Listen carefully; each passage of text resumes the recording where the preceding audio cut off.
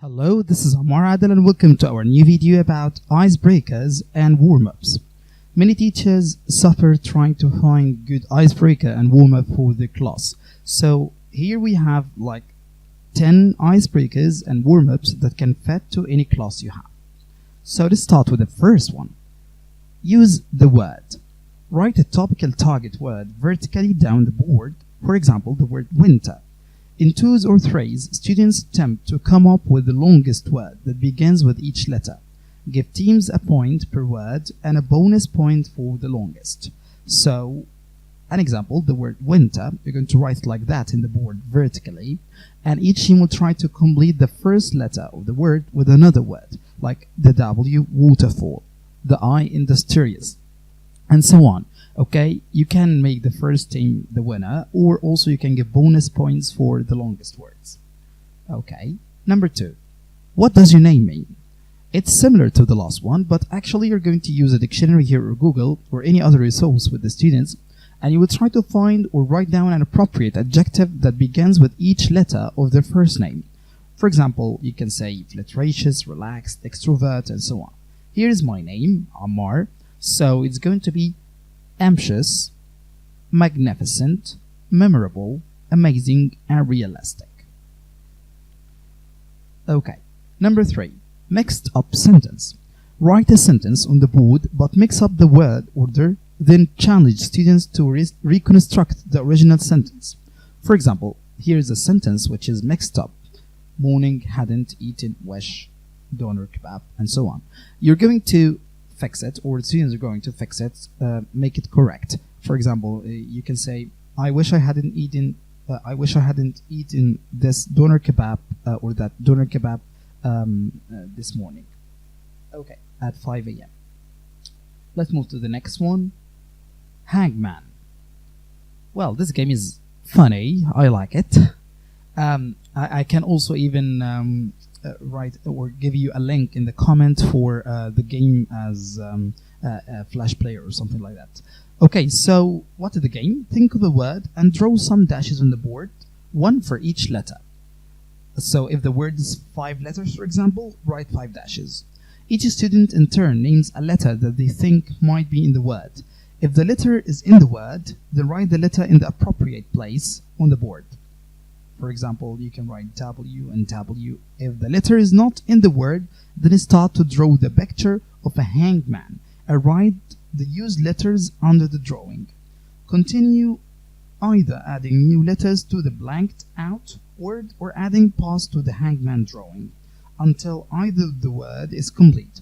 Students win, or the hangman drawing is complete, teacher wins, and the student lose. Okay. An example here. As you see here, if the letter is correct, you're going to write it in its place. If the letter is not correct, like it doesn't exist in the word, you're going to try to draw this, or you're going to draw this picture of the hangman. If the picture is complete, you can make it on 5 steps or 6 steps as you like, okay, but give them a chances, okay, and if the picture is complete, they're going to lose. Okay, let's move to the next one. Number 5. Brainstorm the topic. The teacher writes some keywords on the board and the students have to guess the connection between them, to guess the topic which we're talking about. So you can choose a topic which you're going to talk about in this class and try to find some words, okay, related, or the related connected, okay, and then write them and the students try to guess what is the topic about. So for example, the students can guess tourism from passenger, passport, landscape, tour guide, and so on. Okay. Number 6. Guess the word. Let one of the students sit on the chair and his back to the board, write a keyword on the board, then ask the student to tell him related words so that he can guess the word on the board. So as you see in this picture, the student is going to face the other students and his back to the board. You write the word on the board, and then the students will try to say related words. Like, for example, if you write C, they can write, they can say fish, they can say waves, and so on. Number 7, imagination. Draw a big rectangle on the board. Draw in the rectangle variety of doodles, shapes and colors. Ask the class what they think the picture represents. Use your imagination. There is no right or wrong for this game. So you can write any something, or you can draw any something on the board, doodle anything, and the students will try to guess what is this. Maybe it's a monster, maybe it's a fish, whatever. Number 8, association. Write a word. For example, storm. One of the students asked one of the students to say an associated word like dark. Do this round the class, okay, until you have a chain of 12 or 24 words. If you have got time, you can ask the students to reconstruct the chain back. So storm related to dark, related to black, right, related to crow, and so on. After you finish like the list, you can ask them to go backward. The next one, number 9, find the pen. This is like an interesting one. It's not related actually to English, but it makes the students interested in the class and they can warm up for their lesson. So choose a particular object to hide it, for example, a pen, an eraser, any something. Ask a volunteer to go out of the class until you hide the object, maybe with a student or at a specific point in the class. Then let the volunteer come in and look for the object in the class. So the student should help him by clapping slowly if he is far and clapping fast if he is near, until he finds this pen or until the time runs out and he loses.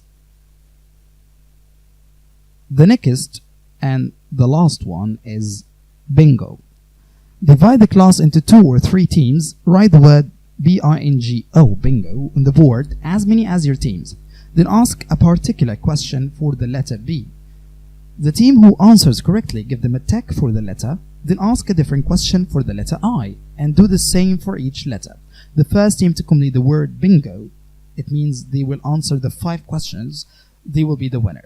You can adjust the questions according to your lesson plan. You can ask, have you ever, ask for the meaning, or any grammar questions. Okay, so as you see, I will write as many bingos as the teams which I have. Okay, so if I have 2 teams, I write bingo twice, and so on. And then I will start to ask them some questions and give text for each letter. And the first team to finish, they will be the winner. Hope you enjoyed the video. Don't forget to subscribe and like and share, please. Thank you.